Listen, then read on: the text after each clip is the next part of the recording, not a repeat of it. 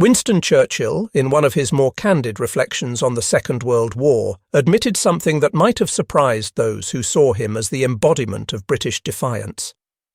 Among all the threats that Britain faced during those dark years, from the Blitz that rained fire on London to the possibility of invasion across the Channel, there was only one danger that truly kept him awake at night, with genuine fear gnawing at his confidence. That danger came not from the skies above or the armies massing across the water, but from beneath the waves of the Atlantic Ocean. The U-boat menace, as he called it, represented an existential threat that could have strangled Britain into submission without a single German soldier setting foot on English soil. But as the war progressed and technology evolved in unexpected ways, even these underwater predators that had terrorized merchant shipping would discover that they too could know fear. The source of that fear would come not from the heavily armed destroyers that hunted them, nor from the depth charges that exploded in their wake, but from an aircraft that seemed almost absurd in its construction, built primarily from wood and fabric, yet carrying within its slim frame a weapon so devastating that it could end a submarine's existence in mere seconds. The question that would haunt German submariners throughout 1943 and 1944 was simple yet terrifying. What kind of weapon could destroy a steel submarine in just 18 seconds, leaving those who survived to whisper in horror that the ocean itself had transformed into an abattoir where metal hulls were split open as easily as butchers cleave meat? The answer lay in an unlikely marriage of British ingenuity and desperate necessity, a combination that would produce one of the war's most fearsome anti-submarine weapons.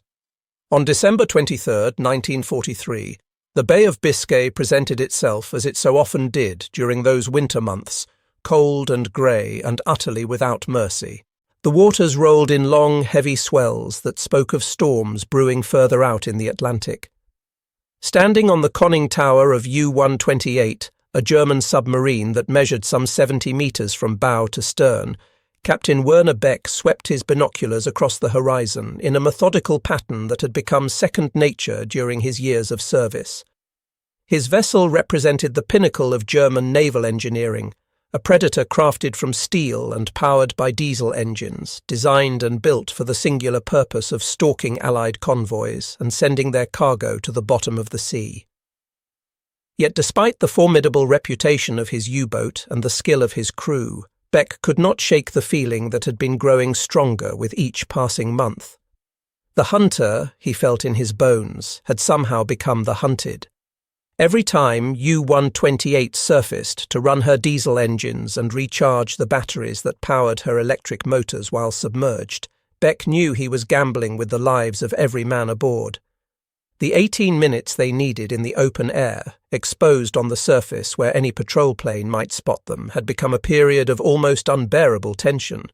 What had once been routine had transformed into a deadly game of chance where the stakes were survival itself.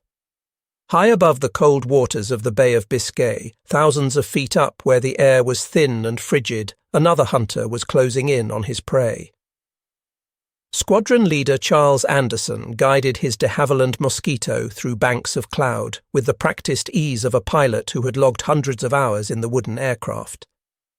To most observers, the Mosquito appeared to be just another warplane, though perhaps an unusual one given its construction from plywood, balsa wood and adhesive, rather than the aluminum and steel that formed the backbone of most military aircraft. But Anderson's particular Mosquito was far from ordinary. Protruding from its nose, where one might expect to see machine guns, or perhaps a bomb aimer's position, jutted the barrel of a weapon that would have seemed more at home on a battlefield than in an aircraft. It was a 57mm cannon, the same type of anti-tank gun that had proven itself capable of punching through German armour on the battlefields of North Africa and Europe. Some brilliant mind in the British military establishment had decided to take this tank-killing weapon and mount it in an aircraft, creating something that German U-boat commanders could never have imagined in their worst nightmares.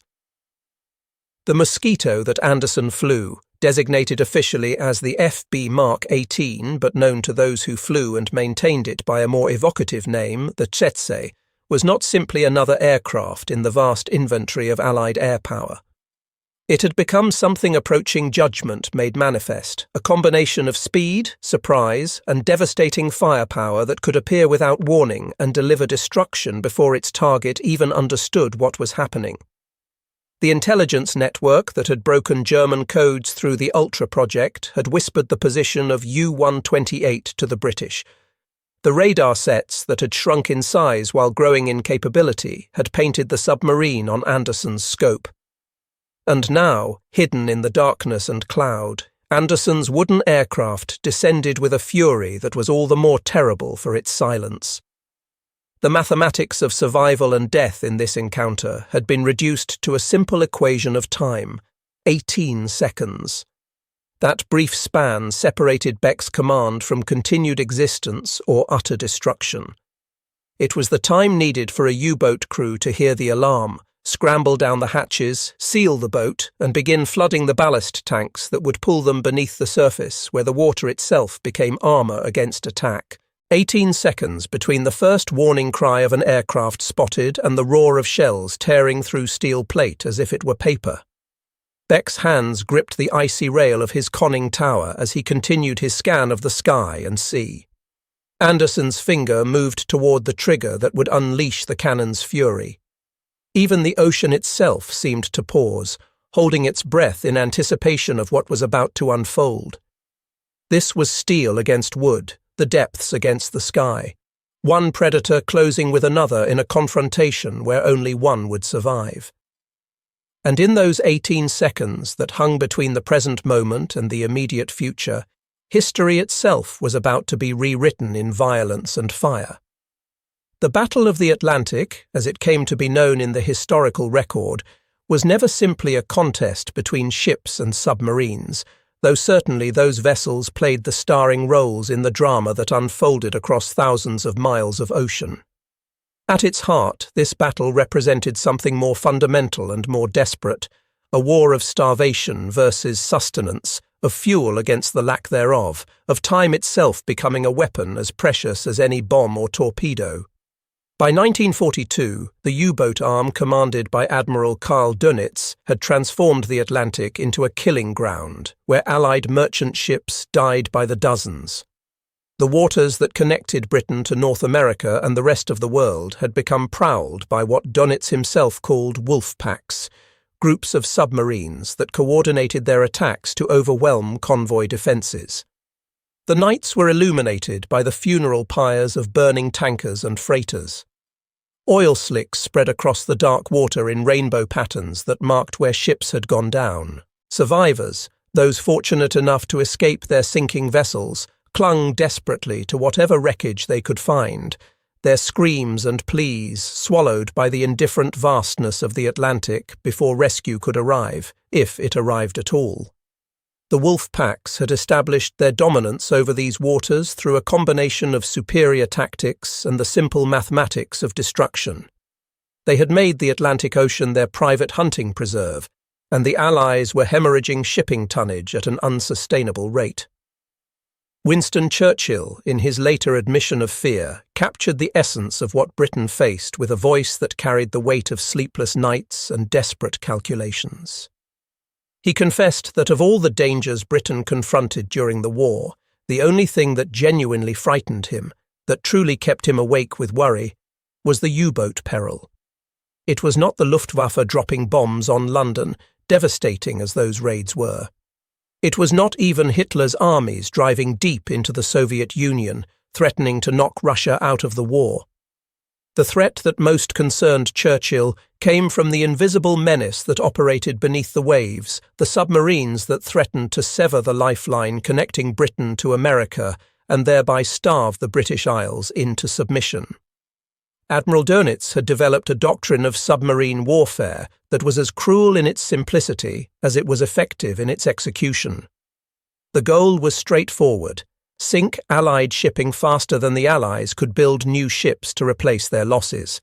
It was a brutal calculus of tonnage and time, an equation written in steel and blood where the variables were merchant vessels sent to the bottom and the rate at which new ones could be launched from shipyards. Throughout the early years of the war, the numbers told a story of catastrophe from the Allied perspective and triumph from the German viewpoint. Entire convoys would simply vanish, swallowed by the Atlantic as if they had never existed. Merchant ships carrying vital supplies, tankers filled with precious fuel, troop transports bringing soldiers to the war zones, all of them became food for the wolves that stalked beneath the surface. By the time 1942 drew to a close, Allied shipping losses had reached levels that genuinely threatened Britain's ability to continue the war. There were months when nearly 1 million tons of shipping was destroyed, sent to the ocean floor by German torpedoes. The initial Allied response to this submarine onslaught was hampered by defensive thinking and inadequate resources. Escort destroyers accompanied the convoys, sailing at the periphery of the merchant formations, but they operated under severe constraints that limited their effectiveness. These escorts were essentially tethered to the convoys they protected. They could not pursue U-boats too aggressively or chase them too far, because doing so would leave the merchant vessels exposed to attack from other submarines. The escorts defended their charges, but they did not hunt the hunters. This defensive posture meant that U-boats could strike and then slip away, confident in their ability to survive and attack again. The cycle repeated itself again and again, with German submarines growing more confident and more aggressive as their success mounted. Yet within this situation of German dominance lay the seeds of its eventual reversal. The Allies, though battered and bleeding, refused to accept defeat. They began to adapt, to learn, to innovate in ways that would gradually turn the tide. At Bletchley Park in England, brilliant minds laboured to crack the German Enigma codes, and their success meant that Allied intelligence could listen to the supposedly secret communications between U-boats and their command. The Allies developed new technologies to pierce the darkness that had shielded the submarines. Radar sets evolved rapidly, becoming smaller, more powerful, and more discriminating, able to detect even small objects on the ocean's surface. Sonar systems improved, turning the water itself into a medium that betrayed the presence of submerged submarines. These technologies combined to strip away the cloak of invisibility that U-boats had relied upon. By the middle of 1943, the strategic situation in the Atlantic had begun its fundamental shift. Convoys no longer sailed with merely defensive escorts trailing along beside them. Now they moved with purpose-built submarine killers, vessels and aircraft specifically designed to hunt down and destroy U-boats. Escort carriers, small aircraft carriers converted from merchant ship hulls, brought air power far out into the Atlantic where land-based planes could not reach. These floating airfields launched Avenger torpedo bombers and Wildcat fighters that extended the reach of Allied surveillance and striking power beyond the horizon. Destroyer escorts, smaller and more numerous than full-sized destroyers but heavily armed with depth charges and the new Hedgehog mortar, scoured the seas with their sonar. Intelligence from Ultra, technology in the form of improved radar and sonar, and new tactical doctrines wove together into a net that began to close around the wolf packs. For the German U-boat captains and their crews, their world began to shrink in ways both literal and psychological. Where once they had ruled the waves with something approaching impunity, able to surface, attack, and dive again with relative confidence in their safety, now every emergence from the depths became a calculated risk. Every shadow on the horizon might be a destroyer. Every sound in the water might be a depth charge on its way down. The Bay of Biscay, that body of water between France and Spain that U-boats had to transit to reach their hunting grounds in the Atlantic, transformed from a corridor to freedom into a gauntlet of fear. Aircraft from RAF Coastal Command circled overhead in ever-increasing numbers. Radar pulses swept through the night, detecting submarines that thought themselves hidden by darkness. Even the ocean, which had been the submarine's ally and refuge, now seemed to betray them as improved sonar turned every sound into a beacon revealing their position. Despite all these improvements and innovations, one significant problem remained unsolved for the Allies. Depth charges, the primary submarine-killing weapon carried by surface ships and aircraft, were certainly brutal in their effect when they exploded near a submarine, but they were fundamentally imprecise weapons. The pressure wave from a depth charge explosion could damage or destroy a submarine, but only if the charge detonated close enough, and determining the exact depth at which a submarine was hiding proved difficult. Bombs dropped by aircraft could damage submarines caught on the surface, but again they had to hit close to the target to be effective, and submarines were small targets that could begin diving the moment they spotted an attacking plane. Too often, submarines that were hit by depth charges or near-missed by bombs would limp away damaged but still alive, able to return to port for repairs and eventually return to sea. What the Allies needed was a weapon that could strike instantly and decisively, a weapon that could deliver a killing blow to a submarine before the ocean could close protectively around it, before the U-boat could escape into the depths where it might survive. The answer to this problem was still being developed, still being tested, still waiting to make its appearance in the battle. That answer would come not from steel but from wood, not from a massive weapon system, but from a relatively small aircraft that would be transformed into a predator feared more than the destroyers with their depth charges. It would be a weapon capable of killing in those crucial 18 seconds between detection and dive, a weapon that would make German submariners realize that their age of dominance was drawing to a close. When this weapon finally arrived in operational service, the wolves of the Atlantic would discover that the hunters had become the hunted, that their steel hulls offered no protection against a properly aimed blow, and that wood armed with the right gun could indeed kill steel. By the time 1943 arrived and began advancing toward its midpoint, the Atlantic Ocean had undergone a transformation in the minds of military strategists on both sides. It was no longer simply a battlefield in the conventional sense. It had evolved into something resembling a vast chessboard, where the Allies, having learned from their early defeats and catastrophic losses, were finally beginning to understand how to think several moves ahead of their opponents. The old doctrine that had governed Allied anti-submarine warfare, the doctrine that emphasized escorting and defending convoys, had been largely abandoned as inadequate to the task of defeating the U-boat threat. In its place rose a new concept, one that was merciless in its efficiency and aggressive in its application. This was the hunter-killer system, an integrated approach to submarine warfare that combined multiple elements into a coordinated effort. At the heart of this hunter-killer system sat the escort carrier, a vessel that would never win any prizes for beauty or speed. These ships were small compared to fleet carriers, often converted from merchant vessel hulls, slow enough that submarines could outrun them on the surface, and ugly in the utilitarian way that purpose-built warships often are. Yet for all their apparent disadvantages, these escort carriers proved deadly in their designated role. Each one carried a small air group, typically a handful of Grumman Avenger torpedo bombers and Grumman Wildcat fighters. These aircraft could be launched to search vast areas of ocean, far beyond what the carrier's lookouts could see from the ship itself.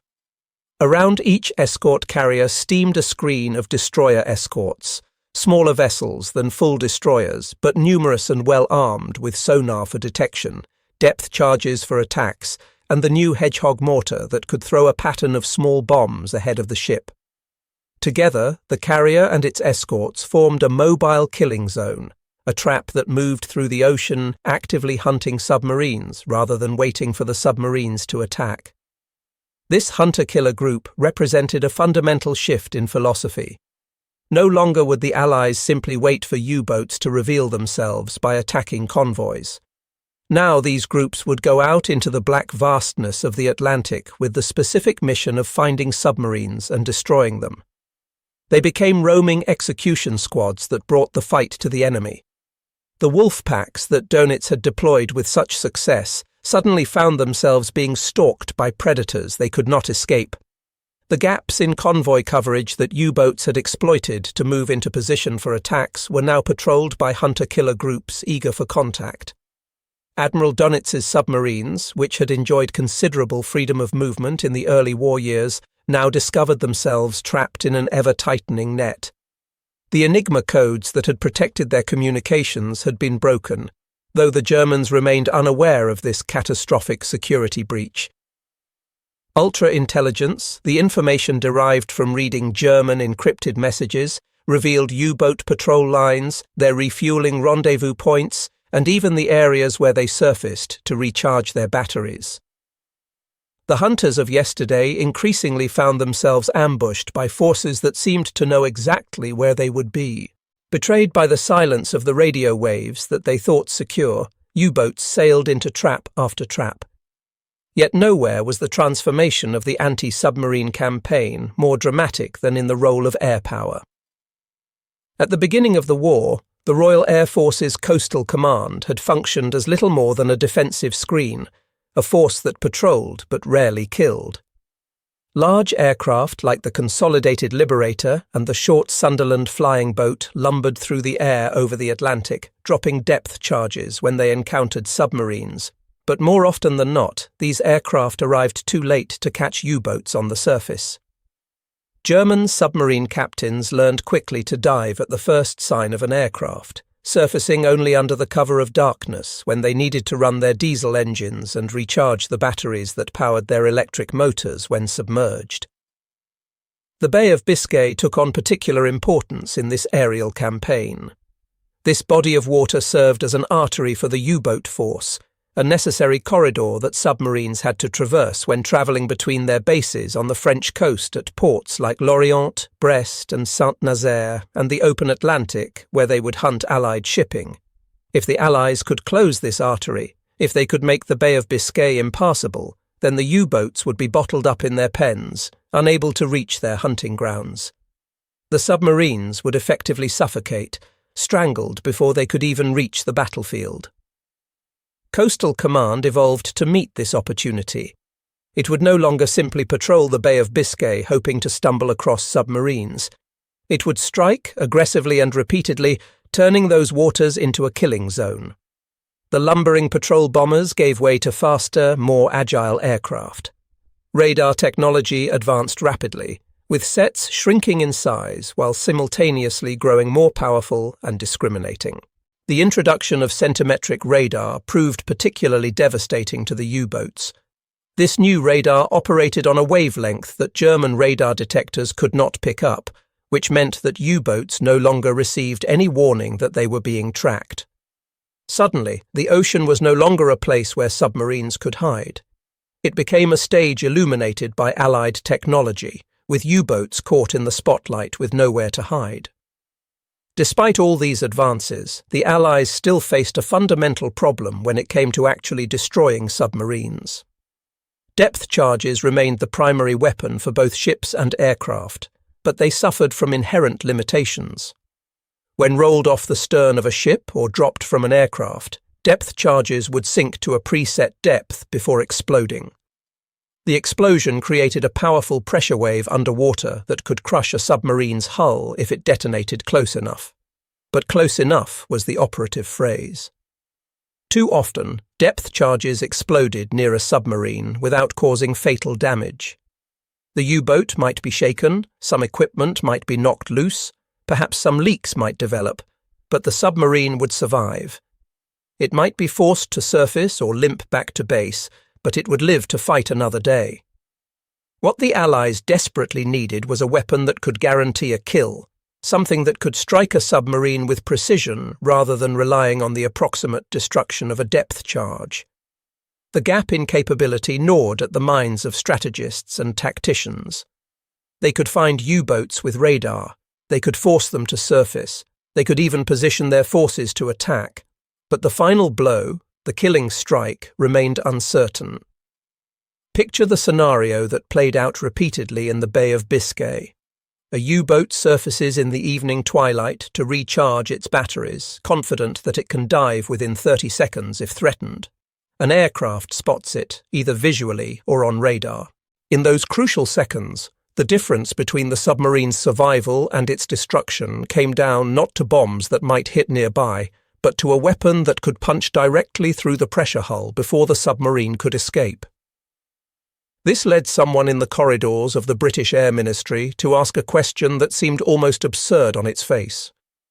What if you could give an aircraft the same weapons that proved effective against tanks? What if the guns designed to destroy German armour on land could be turned against submarines at sea? The idea appeared mad when first proposed. Aircraft were built for speed and agility, not for absorbing the massive recoil of artillery pieces. Yet desperation has a way of breeding audacity, of making the impossible seem merely difficult. In some meeting room, some staff officer pointed to the Army's QF 6-pounder gun, a 57mm cannon that had already proven itself against German armour.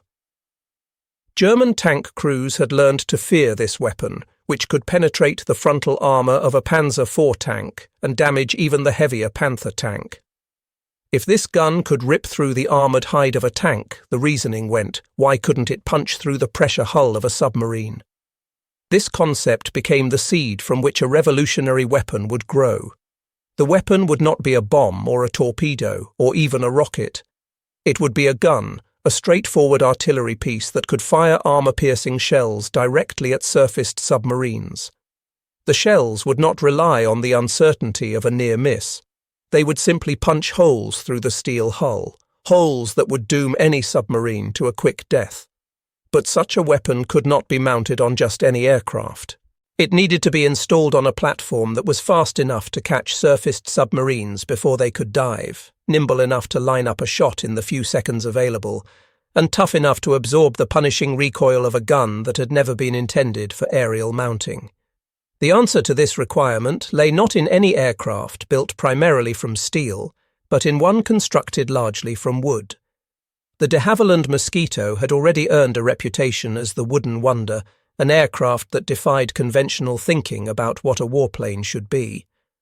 While other nations built their aircraft from aluminum and steel, the British had created the Mosquito from plywood and balsa wood, held together with adhesive. Skeptics had dismissed the design as fragile, but pilots who flew the Mosquito adored it.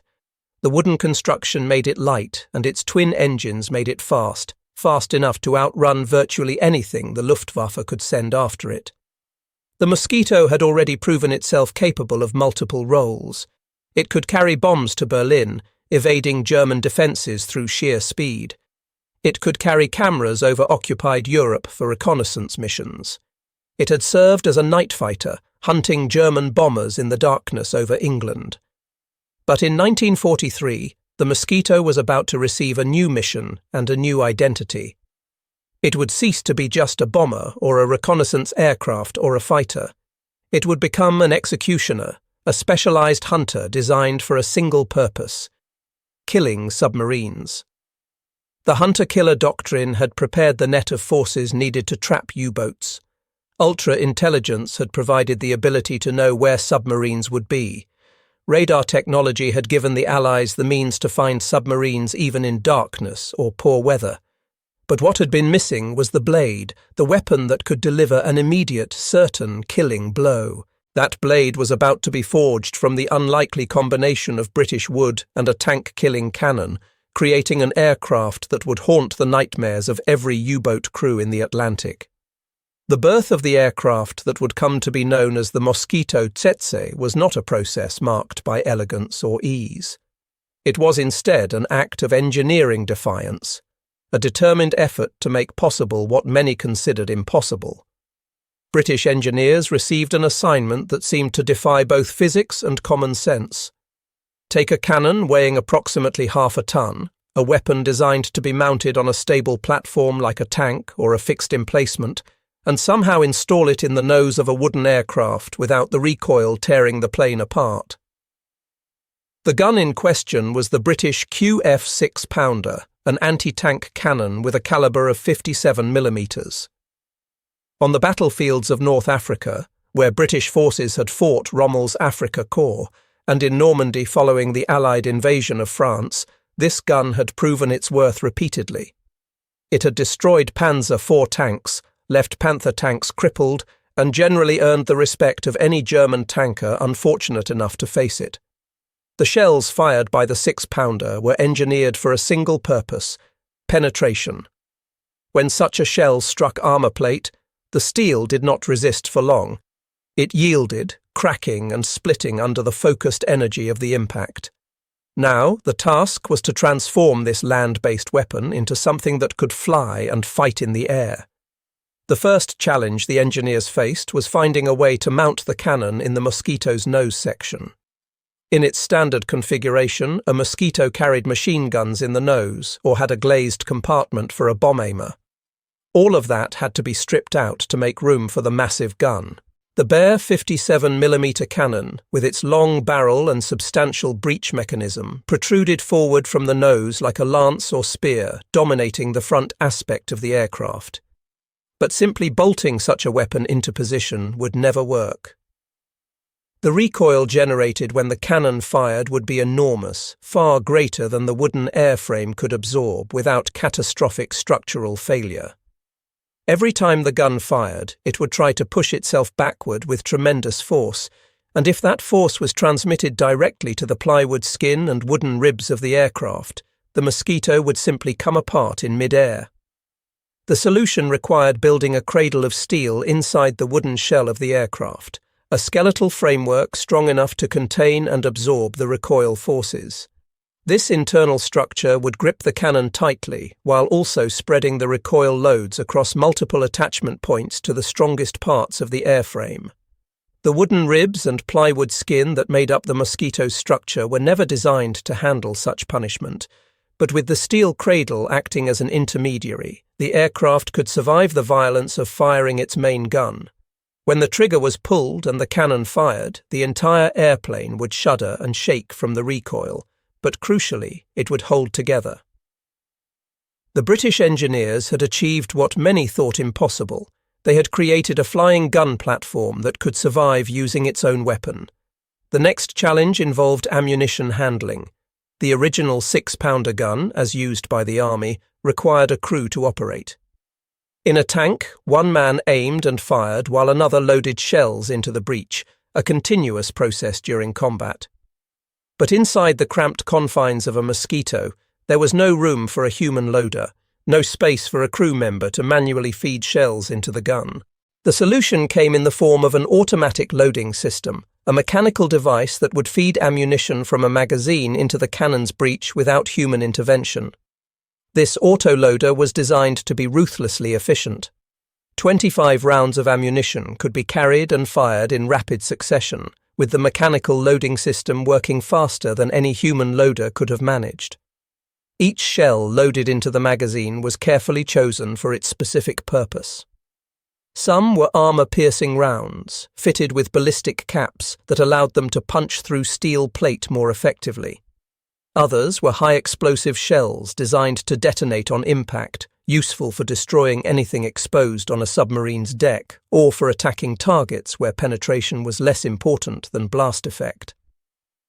With these modifications complete, the aircraft that emerged from the conversion process was officially designated as the Mosquito FB Mark 18, but almost immediately it acquired a nickname that better captured its nature. Pilots and ground crew began calling it the Tsetse, named after the African fly, whose bite transmitted sleeping sickness and death. The name fit perfectly. Like the insect, this aircraft was relatively small and seemed almost fragile, but its bite was absolutely deadly.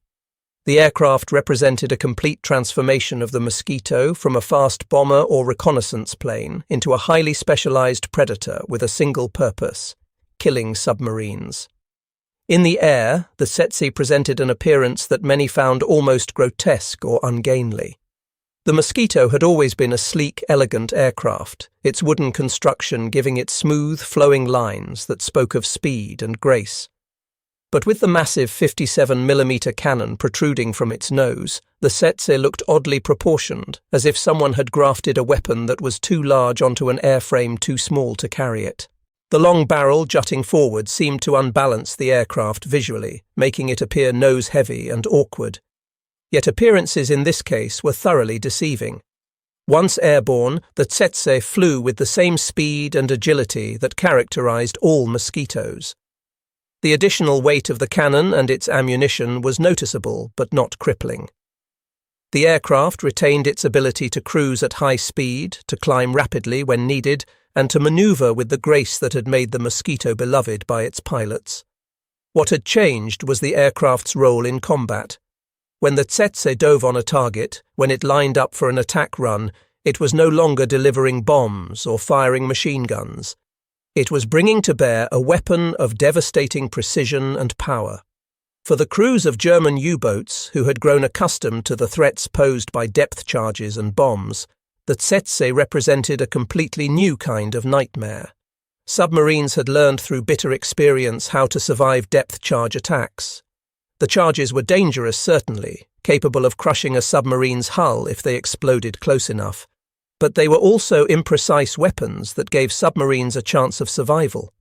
A well-built U-boat could often endure near misses and even some direct hits from depth charges, limping away damaged but still operational. Bombs dropped by aircraft were similar. They were dangerous if they hit close to the submarine, but submarines were small, difficult targets that could begin diving the moment they spotted an attacking plane, often managing to get deep enough that bombs became ineffective. The Tsetse changed this equation completely.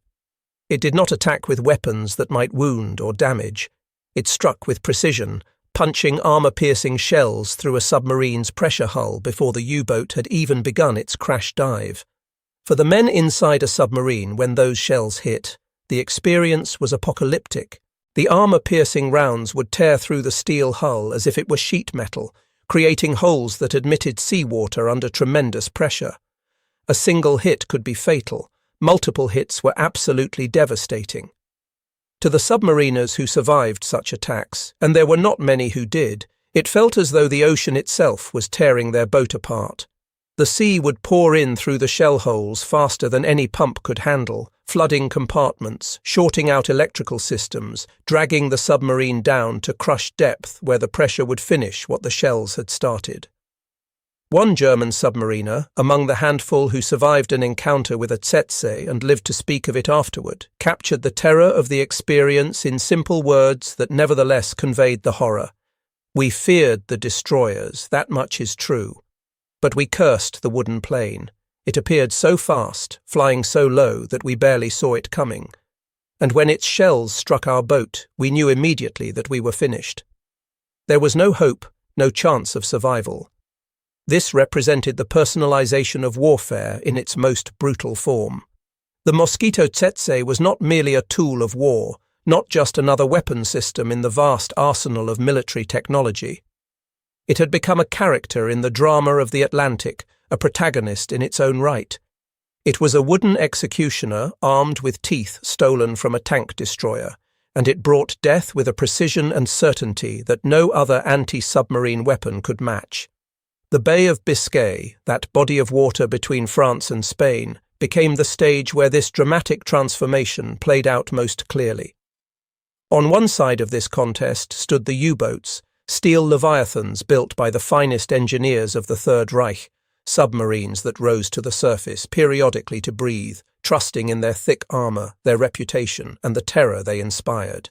On the other side descended a ghost crafted from plywood and balsa wood, powered by engines that screamed as it dove, bringing with it the same gun that German tank crews had learned to fear on the battlefields of Africa and Europe.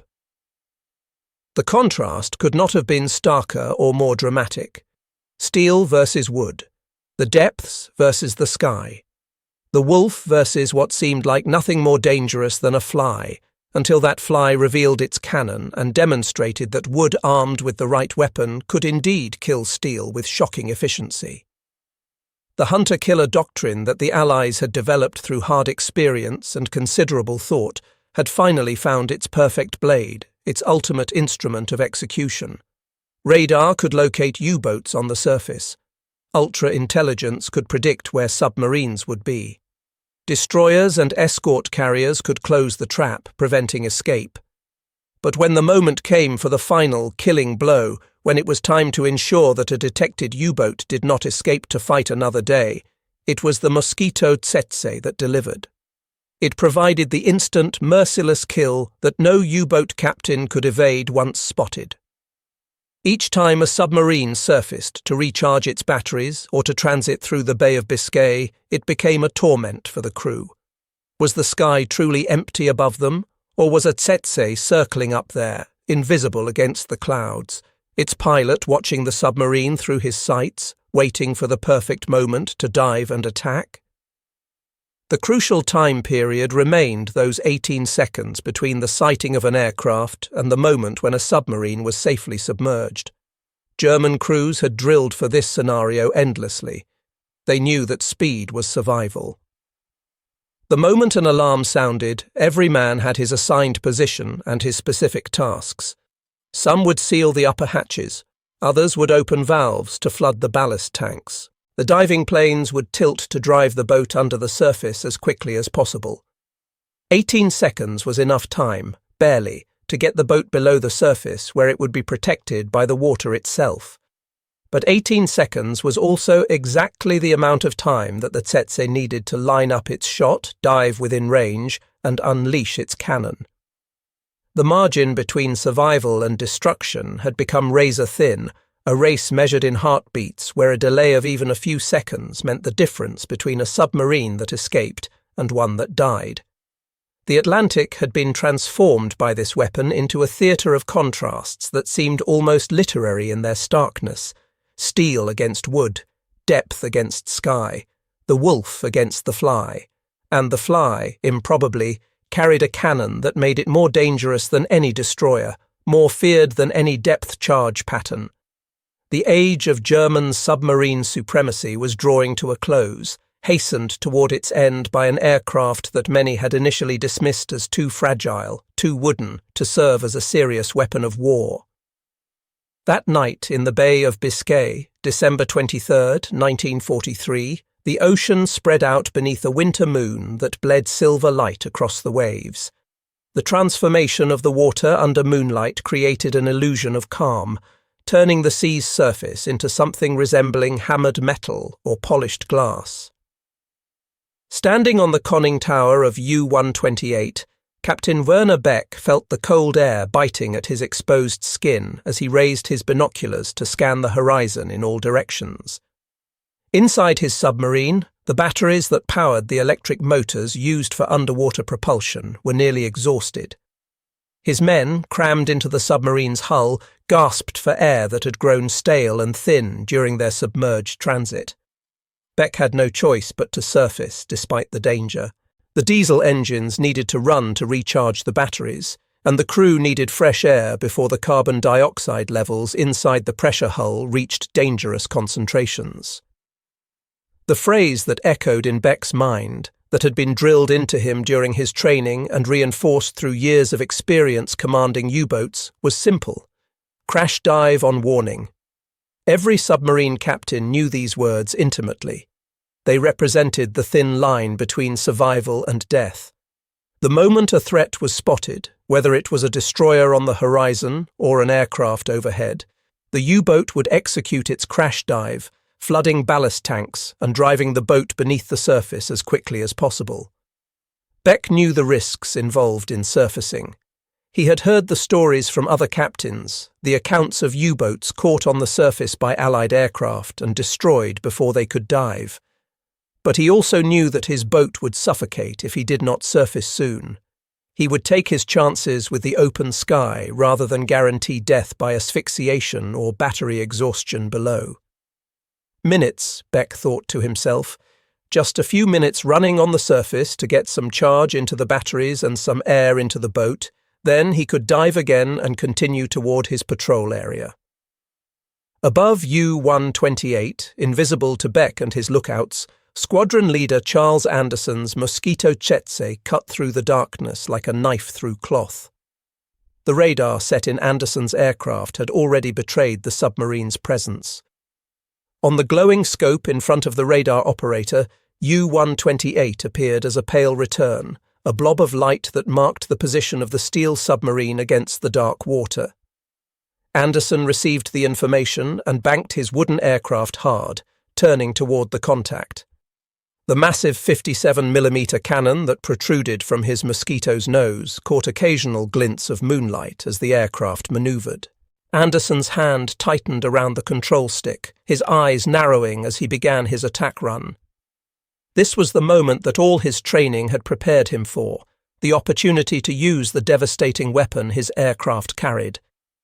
Then came the critical seconds when hunter and prey became aware of each other. Anderson's keen eyes, aided by the moonlight reflecting off the water, spotted the pale wake created by U-128's passage through the sea. The submarine's deck glistened wet with spray, and he could make out what appeared to be men moving on the conning tower, dark shapes against the lighter metal of the submarine's hull.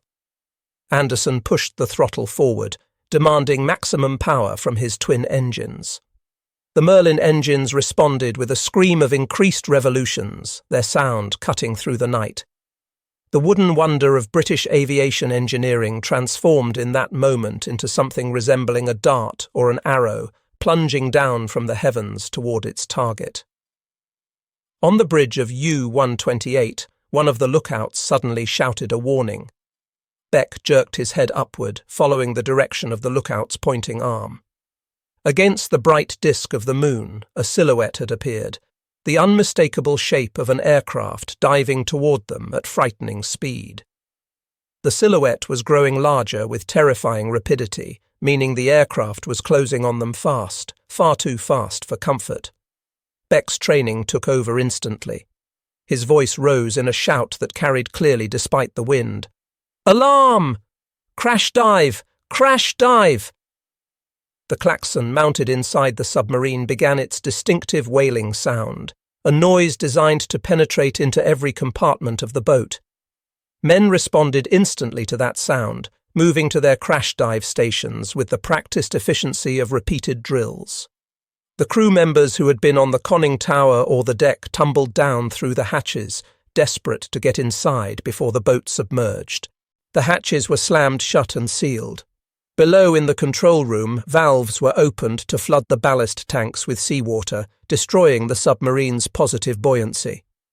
Steel groaned as the U-boat began to slip beneath the surface, tons of water rushing into the tanks, tilting the boat's nose down.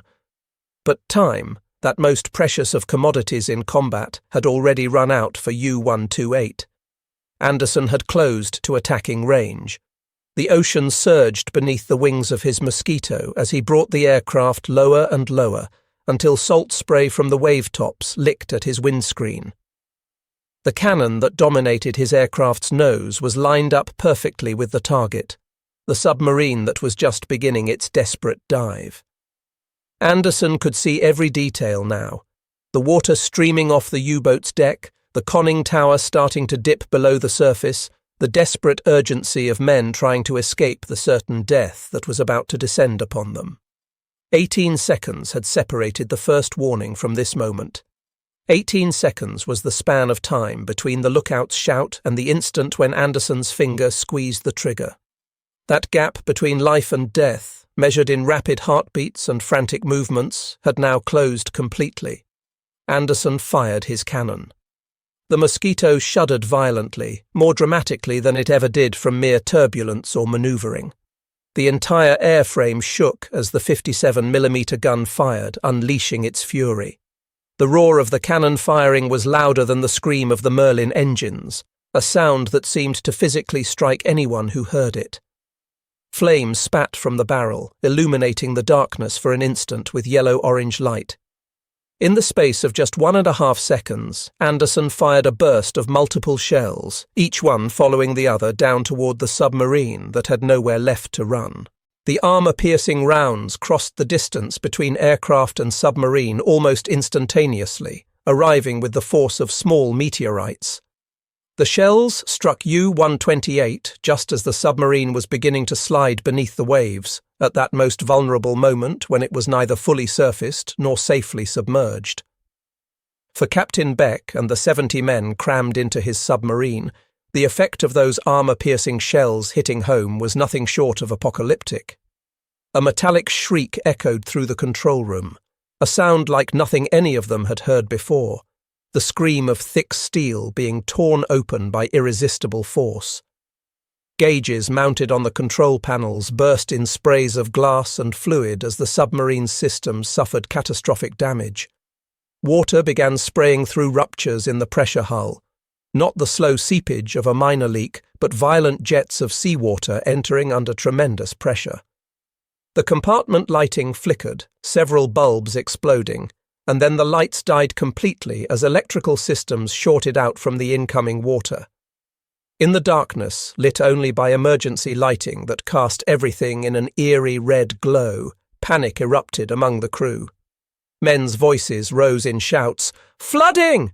We have flooding! Hull breach! Multiple hull breaches!" The damage control parties tried to respond, but there was no controlling damage on this scale. Beck gripped the handles of the periscope mount, his knuckles turning white from the pressure he exerted. He had commanded this submarine through multiple war patrols, had survived depth charge attacks, and had sunk Allied merchant ships, earning decorations for his skill and courage. But in mere seconds, his boat had been gutted by an enemy he had barely seen.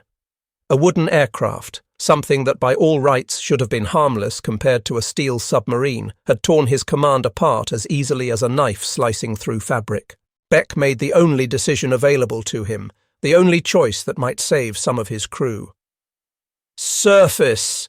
he roared above the chaos. "Emergency blow all tanks! Surface the boat now!" The men at the controls responded, opening valves that forced high-pressure compressed air into the ballast tanks, driving out the water that had been flooding in for the crash dive. U-128 thrashed upward like a wounded whale, fighting against the water pouring in through the shell holes, struggling to reach the surface. White foam erupted around the submarine as it broke through the waves, crippled and helpless, forced back into the open air by the extent of its damage. The proud predator of the Atlantic, the submarine that had hunted convoys with such confidence, was now reduced to raising a white cloth in surrender. Men scrambled onto the deck, some waving frantically at the sky, others simply standing frozen in despair at what had happened to their boat. The Steel Wolf had been brought down by a wooden aircraft, and the crew knew with absolute certainty that their submarine was doomed. Above them, Anderson pulled his Mosquito away, climbing back into the night sky, his mission complete. There was no need for a second attack run. One burst from his cannon, fired at exactly the right moment, had accomplished what depth charges might have failed to achieve even after hours of attack. The sea would take U-128 from this point. The submarine was finished.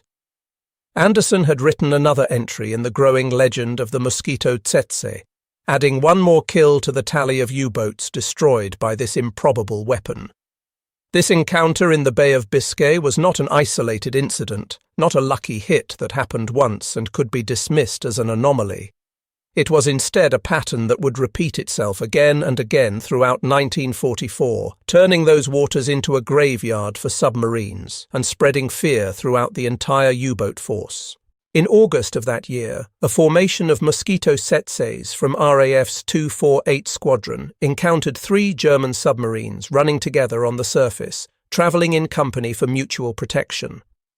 The German captains had likely hoped that 3 boats together would be safer than one travelling alone, that combined lookouts would spot threats earlier and combined anti-aircraft firepower would drive off any attacking planes.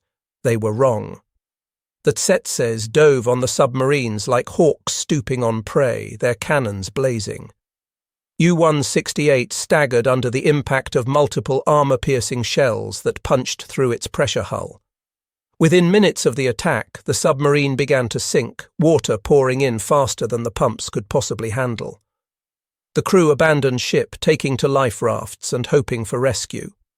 U-185 also took terrible damage from the cannon fire, its hull ripped open in several places. The submarine managed to stay afloat long enough to limp back toward port, but it was mortally wounded and would never sail on patrol again. The third submarine in the formation managed to escape by diving quickly, shaken but alive, its crew forever haunted by how close they had come to sharing the fate of their comrades. A single strike by the wooden aircraft had shattered an entire wolf pack, demonstrating the devastating effectiveness of the Tsetse. The destruction extended beyond the attack submarines to the vital support vessels that kept the wolf packs operational. The Germans had developed a class of submarine known as the milch cows, Type 14 U-boats that were designed not for attacking Allied shipping, but for refueling and resupplying the attack submarines far out in the Atlantic. These milch cows served as underwater tankers, carrying diesel fuel, food, fresh water, and replacement torpedoes. They allowed attack submarines to remain on patrol for extended periods without returning to base. The Allies recognized the critical role these supply submarines played and targeted them relentlessly. One such vessel, U-488, found itself under attack by Mosquito Tsetses while conducting a refueling operation in the mid-Atlantic. The cannon shells ripped across the submarine's deck, damaging equipment and killing crew members who were above deck handling the fuel lines. The submarine was forced to break off its resupply mission and run for home, but it was already doomed. The damage it had sustained would prove mortal, and the attack submarines it was supposed to refuel were left stranded, forced to abort their patrols due to lack of fuel and return to base prematurely. The loss of even one milch cow had a ripple effect, impacting dozens of attack submarines and strangling their operational range. The Germans began referring to the weapon with a name that combined respect and dread. Das große Kanonenflugzeug, which translated as the big gun plane. This was no legend or myth whispered in port bars. This was a real killer with wings, a wooden assassin that carried a cannon capable of tearing submarines apart in seconds. The name spread through the U-boat force, and every submariner knew what it meant. When the word came down that a comrade's boat had been lost to the big gun plane, knowing nods would be exchanged. The Tsetse had claimed another victim. For the crews who survived encounters with the Mosquito Tsetse and lived to tell about their experiences, the memories remained vivid for the rest of their lives. One German submariner, interviewed years after the war ended, recalled the attack with words that still carried the weight of trauma. First you would hear the roar of the aircraft's engines as it dove on you, a sound that seemed to grow impossibly loud. Then the sea itself would scream as those shells hit the water around you or tore into your boat. Holes would suddenly appear in the steel hull, holes that had no business being there, holes that let the ocean pour in with unstoppable force. In that moment, we knew with absolute certainty that everything was finished. There was no hope of escape, no chance of survival. The boat was already dead. We just hadn't sunk yet. The Mosquito Tsetse represented a fundamentally different kind of weapon from anything else employed in anti-submarine warfare during World War II. Unlike depth charges or bombs, which attacked through the indirect method of creating a pressure wave or explosion near the submarine, the Tsetse's cannon struck directly. It aimed, it fired, and it tore the life out of its prey with brutal efficiency. Every engagement was personal in a way that few other forms of combat could match. The pilot could see his target clearly, sometimes close enough to make out individual men on the submarine's deck. The submarine crew could see their attacker, could watch the wooden aircraft screaming down toward them, could see the muzzle flash when the cannon fired. Predator and prey were locked together in a duel that lasted only seconds but carried absolute consequences. The climax of this strange and savage weapons career cannot be measured solely by counting the number of submarines it destroyed, though that number was significant. The true measure of the Tsetse's impact lay in the fear it generated, in the psychological weight it placed on every U-boat captain who had to surface in the Bay of Biscay.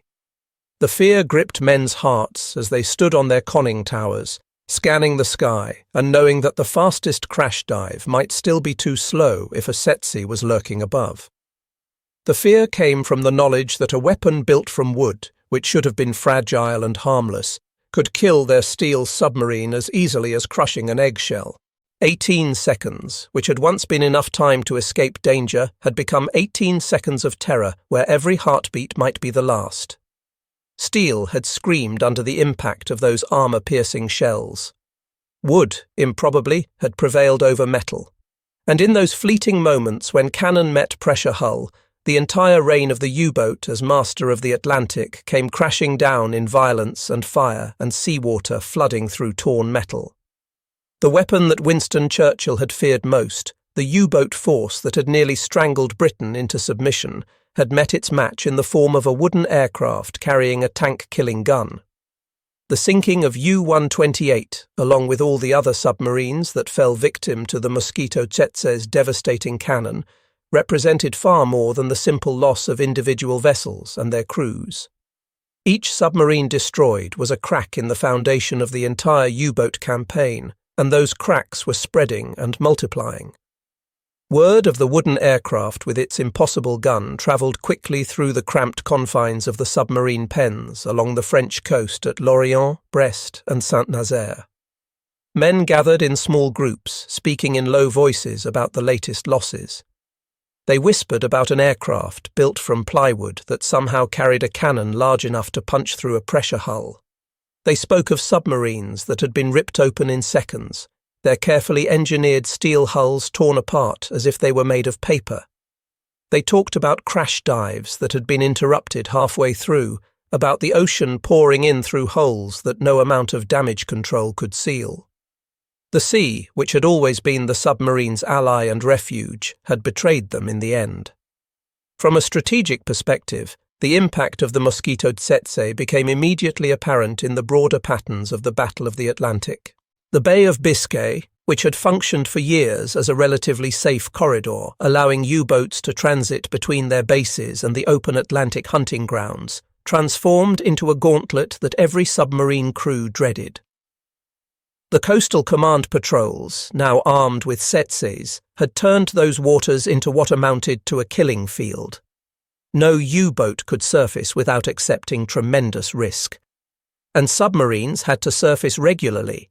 Their diesel engines needed to run to recharge the batteries that powered underwater propulsion, and the crews needed fresh air to replace the carbon dioxide that built up inside the sealed hull.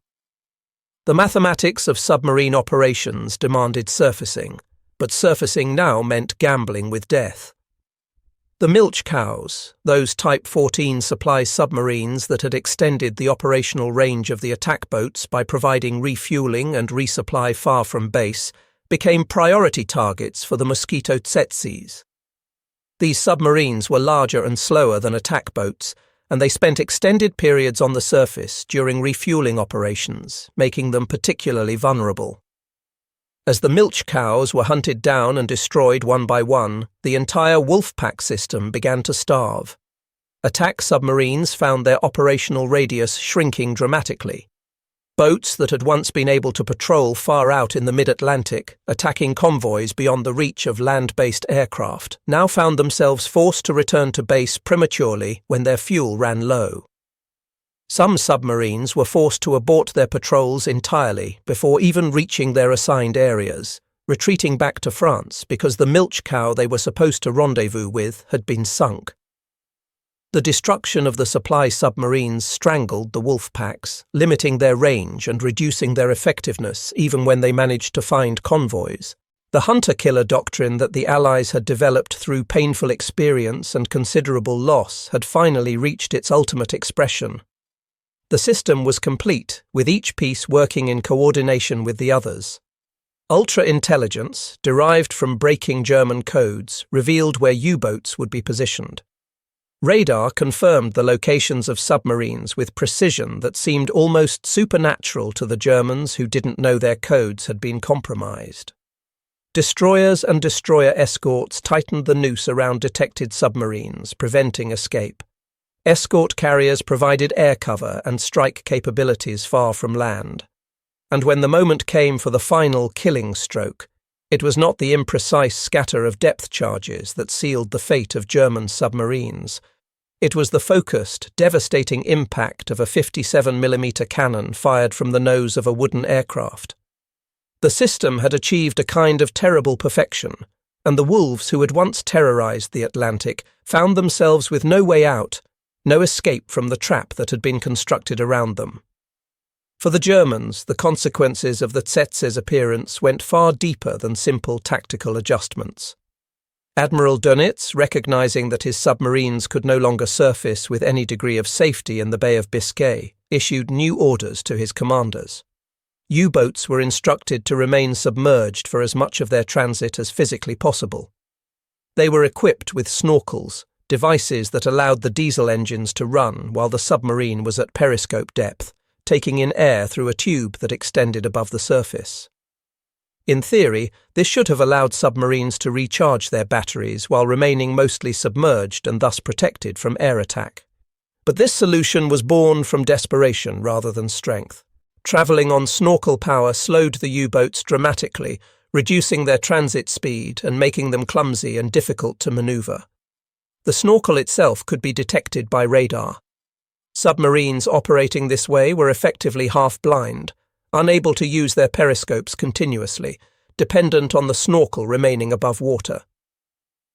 The hunters of 1942, submarines that had roamed the Atlantic with confidence and independence, had by 1944 been reduced to fugitives, hiding in the very element they were supposed to dominate. The psychological toll on the U-boat crews was perhaps even more devastating than the physical losses. Submariners had always known that theirs was a dangerous profession. They were sealed inside steel tubes, surrounded by the crushing pressure of the ocean, dependent on machinery that could fail at any moment. But they had accepted these dangers because of the effectiveness of the U-boat as a weapon and the relative safety it provided when handled skillfully. Now, however, they faced a new terror that was harder to rationalize or accept.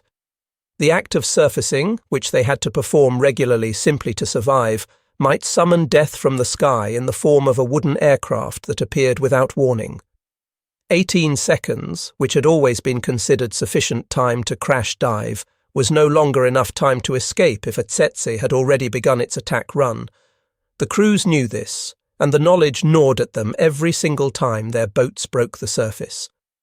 One survivor of multiple Bay of Biscay patrols wrote in his diary, which was later published after the war, "We had come to believe that the sea itself had turned against us."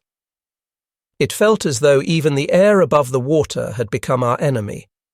The Mosquito represented something we could not fight. We could not shoot it down with our deck guns before it attacked. It came too fast and too low. We could not dive quickly enough to escape once it appeared. 18 seconds was simply not enough time, and we could not remain submerged indefinitely. Eventually we had to surface, and that meant rolling the dice with our lives. This captured the essence of the psychological burden that the Tsetse placed on every submariner who had to operate in waters where it might be lurking. The Mosquito Tsetse did not, by itself, sink hundreds of U-boats. The actual number of submarines destroyed directly by Tsetse attacks was measured in dozens rather than hundreds. But the weapon's presence and reputation amplified the effectiveness of every other anti-submarine measure the Allies employed. The very possibility that a Tsetse might be overhead forced submarines to remain submerged longer, which reduced their effectiveness as convoy attackers. It forced them to use snorkels for transit, which slowed their movement and made them more vulnerable to other forms of detection. It contributed to the psychological pressure that made the U-boat service one of the most dangerous and stressful assignments in the German military. The Tsetse became a symbol, the blade at the heart of the hunter-killer machine that the Allies had constructed, and its symbolic power exceeded even its very real combat effectiveness. Every U-boat captain who climbed to his conning tower to scan the sky carried the image of the Tsetse in his mind. He would picture the aircraft appearing suddenly from the clouds, its wooden frame somehow carrying that enormous cannon. He would imagine the flash of the gun firing, the thunderous roar that would announce his doom. He would see in his mind the holes appearing in his submarine's hull, the water pouring in with unstoppable force, the lights failing as electrical systems shorted out. These images haunted German submariners, invading their thoughts during the long hours of patrol and the brief moments of uneasy sleep. The wooden aircraft had achieved a psychological dominance that went far beyond its actual combat record. By the time 1944 was well underway, the statistical evidence told a story that the German Naval Command could no longer ignore or explain away. Convoy losses to U-boat attack had fallen sharply from their peak in 1942. The rate at which Allied merchant ships were being sunk had dropped to levels that were sustainable, even acceptable from the Allied perspective. Meanwhile, U-boat losses had mounted steadily, climbing month by month to unsustainable levels. The wolf packs that had once operated with such devastating effectiveness were being shattered, broken apart by the relentless pressure of Allied anti-submarine forces. The doctrine of mass attacks on convoys, which had been the foundation of U-boat strategy, had been reduced to isolated, desperate strikes by submarines that were lucky to survive long enough to attack at all. The balance of power in the Atlantic had shifted fundamentally and irreversibly. The sea lanes that had run red with Allied blood in 1942 now flowed freely with supplies, equipment, and men heading to Europe to support the invasion that would eventually end the war. In the aftermath of the Tsetse's deployment and the broader success of the Allied anti-submarine campaign, the legend of the U-boat was irrevocably broken. The wolves of the deep had discovered, to their horror and dismay, that they too could be hunted, that they were not the ocean's ultimate predators, but merely one more prey species in a food chain that had turned against them. Even worse than the physical danger they faced was the psychological realization that their nemesis was not made from steel or armor, but from wood and fabric and glue. The irony was brutal enough to be almost poetic. The Third Reich had built its military pride from iron and armor, trusting in the strength of steel and the power of massive, heavily armored weapons. Yet it was a fragile creation assembled from plywood sheets, a wooden aircraft that seemed like it should have been harmless, that stripped the U-boats of their terror and sent them to the bottom of the Atlantic. The wolf packs were finished as an effective fighting force. The ocean that they had dominated for the first years of the war was no longer their domain. It had become instead their grave, a vast cemetery where hundreds of submarines and thousands of submariners would find their final rest. The Mosquito Tsetse, despite its relatively small production numbers and limited service period, had played a significant role in this transformation, punching above its weight and creating an impact far larger than its numbers would suggest. The wooden wonder with steel fangs had helped rewrite the outcome of the Battle of the Atlantic. The Mosquito Tsetse was never produced in large quantities. The total number of Mosquitoes converted to carry the 57mm cannon remained relatively small, barely a few dozen aircraft out of the thousands of Mosquitoes built for various roles during the war. Yet despite these limited numbers, the legacy and impact of the Tsetse extended far beyond what simple statistics or production figures might suggest. The weapon's true measure lay not in tonnage of submarines sunk, though that was significant, but in the terror it inspired among those who faced it and the psychological burden it placed on an entire branch of the German military. For the U-boat crews who had the misfortune to encounter the Tsetse in combat, the memory of those encounters remained vivid for the rest of their lives. These men had faced many dangers during their service. They had endured depth charge attacks that went on for hours, with explosive charges detonating around their submerged boats, each explosion feeling like a hammer blow against the hull, the lights flickering with each impact, glass breaking, cork insulation falling from the pressure hull like snow. They had learned to endure those attacks, to maintain their composure during the long ordeal of being hunted by destroyers. Those were blind weapons, brutal and dangerous, but ultimately imprecise, hammers striking in the dark, hoping to hit their target. A well-built submarine handled by a skilled crew could often survive depth charge attacks, could ride out the storm of explosions and surface later, damaged perhaps, but still operational. The Tsetse was something entirely different. It was precise where depth charges were imprecise. It was personal where other attacks were anonymous. The pilot could see his target, and the target could see the attacking aircraft. The weapon aimed directly at the submarine with the accuracy of a rifle rather than the scatter of a shotgun. Survivors spoke of shells that tore open their pressure hulls as though some impossibly powerful hand had simply punched through the steel.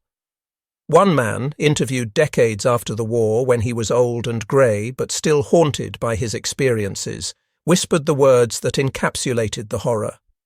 18 seconds. That was all the time we had between seeing the aircraft and hearing the shells hit our boat. 18 seconds, and then we were gone. The boat was dead. We just hadn't finished sinking yet. The psychological weight of those words, the trauma embedded in that simple statement, outlived the weapon itself by many years. The U-boat force, which had once been the pride of the German Navy, which had struck fear into the hearts of Allied merchant sailors, which had nearly won the Battle of the Atlantic through sheer ruthless efficiency, no longer inspired dread in their enemies. Instead, by the war's end, they inspired something closer to pity. The statistics told a story of catastrophic losses. By the time Germany surrendered in May 1945, nearly 800 U-boats had been sent to the bottom of the Atlantic and other oceans. Of the approximately 40,000 men who served in the U-boat force during the war, nearly 30,000 never returned home, killed in action or going down with their boats. 3 out of every 4 submariners died during the war, making the U-boat service the most dangerous assignment in the entire German military by a substantial margin. The proud hunters of the Atlantic had become the most doomed branch of Germany's armed forces. And while many factors contributed to this catastrophic loss rate, the Mosquito Tsetse had played its part in creating the conditions that made U-boat service a near-suicide assignment. The legacy of the Tsetse extended beyond its combat record into the realm of symbolism and what it represented. Here was a weapon constructed from materials that seemed wholly inadequate for military aviation. Plywood, balsa wood, and adhesive were not what anyone would choose to build a warplane from if conventional materials were available. Yet the British, facing shortages of aluminum and steel, had created the Mosquito from these humble materials and had produced an aircraft that excelled in virtually every role to which it was assigned. The Tsetse represented the ultimate evolution of this concept, a wooden aircraft armed with a single massive cannon that had humbled the Reich's pride in steel and armour. The contrast between the weapon and its target was stark: fragility defeating strength, speed defeating mass, ingenuity and innovation defeating raw industrial power. In the wooden wings and steel fangs of the Tsetse, the world glimpsed a fundamental truth about modern warfare that would become increasingly relevant as technology advanced. Survival in combat belonged not necessarily to the strongest or the most heavily armoured, but to those who could adapt most quickly to changing circumstances. The rigid German thinking that had produced the U-boat as a weapon system had been unable to counter the flexible, innovative Allied response that produced the Tsetse. The submarine, which had seemed like such a revolutionary and dominant weapon in the early war years, had been defeated not by a bigger submarine or a heavier ship, but by something as simple as an anti-tank gun mounted in a wooden aircraft. Historians and military analysts sometimes debate whether the Mosquito Tsetse actually changed the outcome of the Battle of the Atlantic, or whether it merely illustrated and symbolized changes that were already underway for other reasons. But for the men who fought beneath the shadow of that wooden aircraft, for the submariners who surfaced to recharge their batteries and scanned the sky for that distinctive silhouette, there was no debate and no uncertainty. They remembered with perfect clarity what it was like to break the surface and breathe in the fresh air while simultaneously listening for the sound of aircraft engines. They remembered seeing a speck appear on the horizon or emerge from the clouds, watching it grow larger as it dove toward them at terrifying speed. They remembered the impossible sight of a cannon, a weapon that should never have been mounted in an aircraft, flashing fire from the nose of what appeared to be a fragile wooden plane. They remembered the sound of shells striking steel, the scream of metal being torn apart, the roar of water flooding in through holes that should never have existed. And they remembered the silence that followed, the terrible quiet after the attack when the only sound was water and the groans of dying machinery. In the final analysis, the Mosquito Tsetse was far more than just another machine in the vast military-industrial complex of World War II. It transcended its role as a weapon system to become a message, a demonstration of what could be achieved when necessity drove innovation. It told the world that even in the darkest hours of the war, when the Battle of the Atlantic seemed lost and Britain stood on the edge of starvation, imagination and ingenuity could carve victory from the jaws of despair. The Tsetse reminded both friend and foe that in warfare, nothing is truly invincible, nothing is eternal, not even weapons as feared and effective as the U-boat had been. Every military system, no matter how dominant it seems, carries within it vulnerabilities that can be exploited by those clever enough to find them and bold enough to act on that knowledge. The Atlantic Ocean continued to roll after 1945, its waves unchanged by the human conflict that had raged across its surface for 6 years.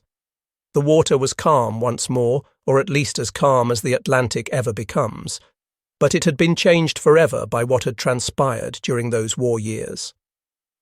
Beneath the surface, scattered across thousands of square miles of ocean floor, lay the carcasses of German U-boats, steel tombs containing the remains of thousands of men who had once believed themselves to be the ocean's masters. These submarines had been sent to the bottom by many different weapons and tactics: depth charges from destroyers, bombs from aircraft, torpedoes from Allied submarines, and yes, shells from the 57mm cannon mounted in the nose of a wooden aircraft.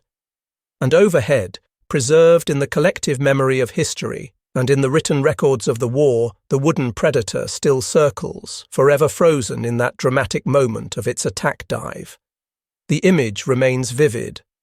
The Mosquito Tsetse dropping from the sky like a falcon stooping on prey, its cannon lined up perfectly with the submarine that is desperately trying to crash dive, trying to reach the safety of the depths before those fatal shells can be fired.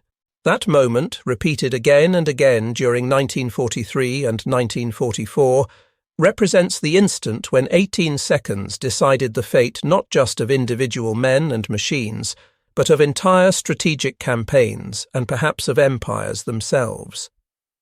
Steel sank beneath the waves, taking with it the men who had trusted in its strength. Wood endured, lighter than steel, but armed with a weapon that made it more deadly than any amount of armor could withstand. And those 18 seconds, which passed in mere heartbeats but contained entire lifetimes of terror and violence, became something approaching eternity in the memories of those who lived through them. The U-boat, which had nearly won the Battle of the Atlantic through its effectiveness and the terror it inspired, had been defeated. The Mosquito Tsetse, that improbable wooden aircraft carrying an impossible cannon, had played its part in that defeat. The wolves of the Atlantic had learned fear, and the ocean had changed hands, no longer belonging to those who prowled beneath its surface, but to those who controlled the skies above.